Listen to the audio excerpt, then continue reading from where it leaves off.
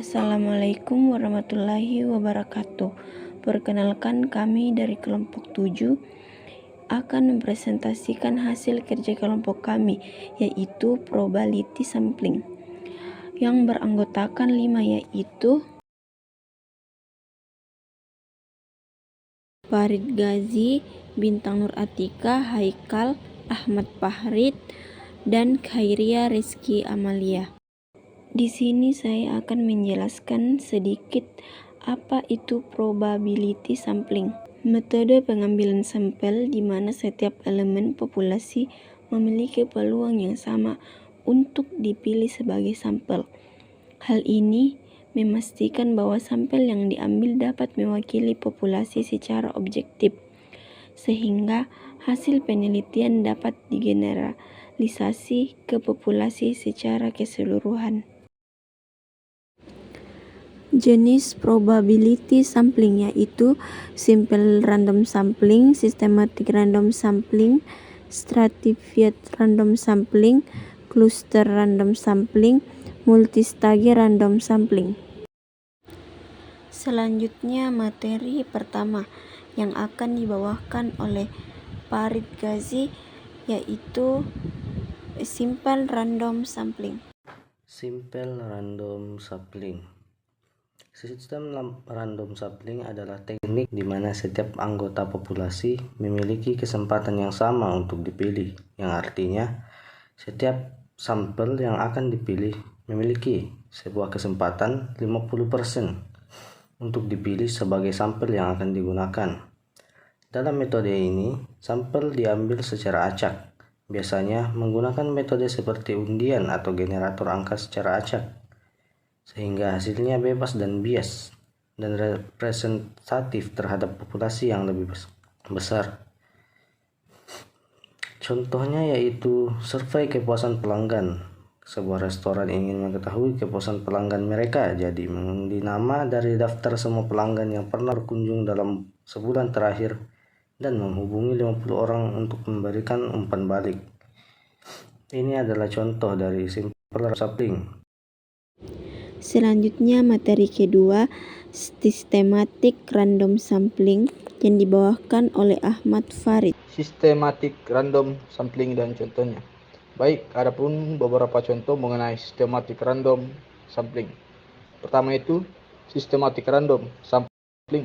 Anggota populasi dipilih dengan cara yang teratur setelah pemilihan acak awal. Dan selanjutnya yaitu pengumpulan data di sekolah. Di dalam sebuah sekolah memiliki 300 siswa dan ingin menilai kepuasan mereka, memilih siswa ke-5 sebagai titik awal dan kemudian setiap siswa ke-6 setelahnya, atau 5, 11, 17, 23 dan lifestyle and time constraints. Selanjutnya materi ketiga, stratified random sampling, yang dibawakan oleh Haikal. Stratified random sampling adalah metode pengambilan sampel yang digunakan untuk memastikan bahwa subkelompok tertentu dalam populasi diwakili secara berdasarkan karakteristik tertentu seperti usia, jenis kelamin, atau pendapatan. Contoh riset kesehatan. Dalam penelitian tentang kebiasaan merokok, populasi dibagi menjadi strata berdasarkan usia, dalam misalnya 18 sampai 24 tahun atau 25 sampai 34 tahun dan seterusnya. Peneliti kemudian mengambil sampel acak dari setiap kelompok usia untuk mendapatkan pandangan yang lebih represent. Selanjutnya materi keempat, cluster random sampling, yang dibawakan oleh Bintang Nur Atika. Saya sendiri. Cluster random sampling adalah metode pengambilan sampel di mana populasi dibagi menjadi kelompok-kelompok cluster yang lebih kecil. Setiap cluster diharapkan mewakili karakteristik populasi secara keseluruhan. Dalam metode ini mengumpulkan data dari sejumlah individu dalam cluster terpilih yang memungkinkan pengumpulan data yang lebih efisien dan hemat biaya, terutama jika populasi tersebar luas. Namun penting untuk memastikan bahwa kluster yang dipilih setiap representatif terhadap keseluruhan populasi untuk menghindari bias. Contoh politik itu lembaga survei membagi wilayah pemilihan menjadi beberapa area.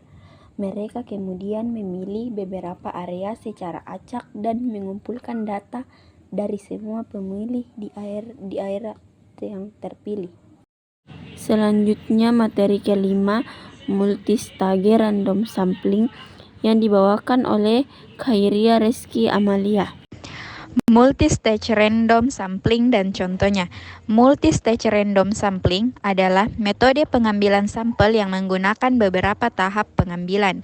Multistage teknik pengambilan sampel yang dilakukan melalui beberapa tahap, di mana pada setiap tahap dilakukan pemilihan unit sampel secara acak. Metode ini digunakan ketika populasi yang ingin diteliti sangat besar dan tersebar luas, sehingga terlalu sulit untuk tidak praktis melakukan sampling langsung pada seluruh populasi.